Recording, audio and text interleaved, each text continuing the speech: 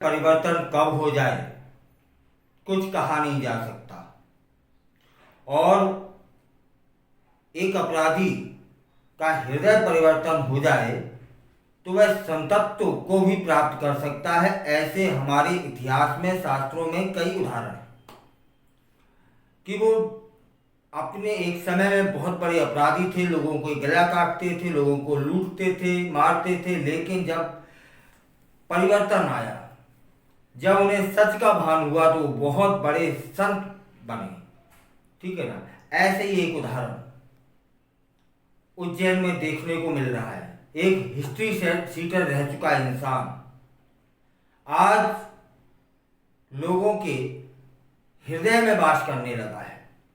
अभी हाल ही में एक चर्चा का विषय हो रहा है कि उज्जैन में शिवलिंग पर खून से अभिषेक करने वाले भक्त ने पहले अपनी जांघ की चमड़ी से मां के लिए चप्पलें भी बनवाई थी। ये ऐसा भक्त है, इसका इतिहास भी मैं बताऊंगा आपको। हाल ही में एक अनोखा मामला सामने आया है कि सावन के महीने में एक भक्त ने शिवलिंग का अपने खून से अभिषेक किया। ताज्जुब तो इस बात का भी है कि शिव मंदिर में 21 पंडितों ने मंत्रोच्चार के साथ यह अभिषेक करवाया था। रक्ताभिषेक करने वाला भक्त, उसका नाम है रौनक गुर्जर। अभी कुछ महीने ही बीते हैं कि रौनक गुर्जर ने अपनी जांघ की चमड़ी निकलवाई और उससे अपनी मां के लिए चरण पादुकाएं बनवाई थी। और जब वह चरण पादुकाएं रौनक ने अपनी मां को दी तो मां रोने लगी और यह कह दिया और संकल्प ले लिया कि आज के बाद मैं कभी चप्पलें नहीं पहनूंगी, पैरों में कुछ भी नहीं पहनूंगी, क्योंकि मेरे बेटे ने ऐसा किया है कि अब हम चप्पल पहनने लायक रह ही नहीं गए। यह श्रद्धा, यह भक्ति अपनी मां के प्रति रौनक गुर्जर में देखी गई।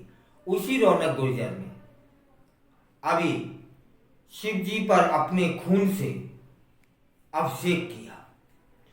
रौनक गुर्जर ने बिलकेश्वर महादेव मंदिर में 21 पंडितों की मौजूदगी में पूरे मंत्रोच्चार के साथ यह अभिषेक किया। रक्त से अभिषेक करने वाले भक्त का तर्क था, अब जो कभी हिस्ट्री सीटर हुआ करता था आज वह भक्त कहलाने लगा है। यही है हृदय परिवर्तन। तो रौनक ने क्या बोला कि रावण ने भी अपने सिर काटकर भगवान शिव को समर्पित कर दिए थे, मैं तो सिर्फ रक्त ही तो दे पा रहा हूं।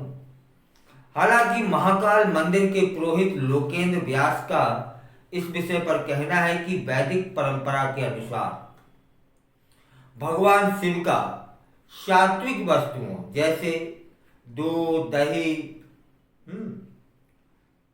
से अभिषेक किया जाता है, लेकिन रक्त जैसी चीज तामसिक होती है, इसलिए खून से अभिषेक करना पूरी तरीके से गलत है। रौनक गुर्जर का जो इतिहास रहा है वह भी सुन लीजिए।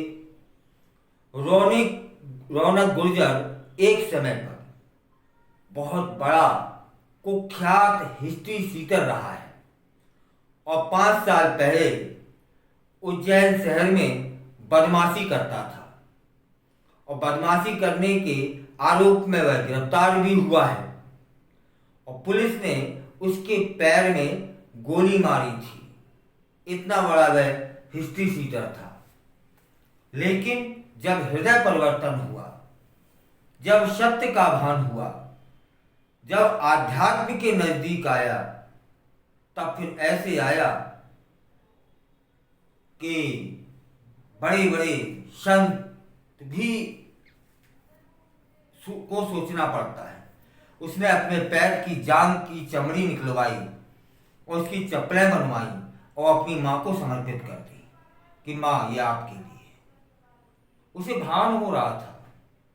यही कहा जा सकता है कि उसने जितने दुष्कर्म किए, दुष्कृत्य किए, अब वह पश्चाताप की ओर है कि मैं पश्चाताप करूंगा, मेरे द्वारा ये सब अपराध हुए हैं। तब उसने क्या किया कि अपनी ही चमड़ी निकलवा के, कितना कष्ट हुआ होगा, क्या क्या न सहा गया होगा। और जिस समय वह समर्पित कर रहा था तो न चेहरे पे कोई दर्द था, न पीड़ा थी, सिर्फ एक अजीब सी शांति उसके चेहरे पर झलक रही थी। मुस्कुराहट तो जैसे विराजमान हो गई हो। और उसी दौरान वो जो चरण पादुकाएं बनवाई थी, माँ को समर्पित कर दी। आज उसी भक्त ने, जो कभी हिस्ट्री सीटर रहा है, अपना रक्त निकाल के अभिषेक किया, भले ही वह शास्त्रों के अनुसार गलत हो सकता है यह गलत माना जाए, लोग इसमें प्रतिक्रियाएं दें, संभव है।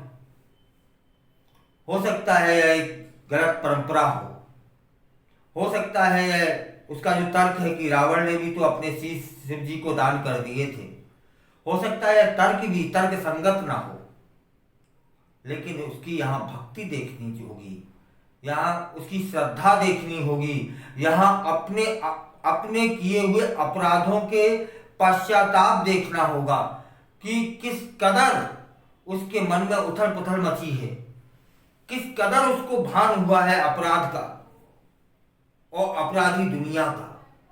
तब वह माँ के चरणों में चरण पादुकाएं समर्पित करता है और शिव जी को अपना खून से अभिषेक करता है।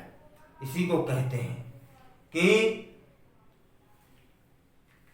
वक्त बदलते भी देर नहीं लगती, और यदि सच्चा कोई मार्गदर्शक मिल जाए या सच्चे मन से अपने अंदर झांक के स्वयं के रूप को देख लिया जाए, तब शर्त बनते भी देर नहीं लगती। यह श्रद्धा, यह भक्ति यही बताती है कि रौनक गुर्जर पश्चाताप की ओर बढ़ रहा है। इतिहास भी तो, हमारे शास्त्र भी तो बताते हैं, कई ऐसे उदाहरण हैं जो चोर, लुटेरे, हत्यारे रहे, लेकिन जब सत्य का भान हुआ तो बहुत बड़े संत बने। फिलहाल लोगों की प्रतिक्रिया क्या होगी नहीं जानते हैं, लोग क्या कहेंगे नहीं जानते हैं, कानून क्या कहेगा नहीं जानते हैं। हो सकता है कानून इस पे एक्शन ले ले, हो सकता है कानून में कोई धारा हो इस तरह की, हो सकता है, लेकिन बात तो यही है, सिर्फ इतनी कि वो इंसान खून से अभिषेक ना करता, लेकिन परिवर्तन आया है। वह उदाहरण बन रहा है उन अपराधियों के लिए। वो कह रहा है अपने सत्कर्मों से कि अपराध की दुनिया गलत है, अपराधी होना गलत है, अपराध की दुनिया से बाहर आओ, आध्यात्म की दुनिया में चलो, सनातन की दुनिया में चलो, सत्संग की दुनिया में चलो, वही सत्य है।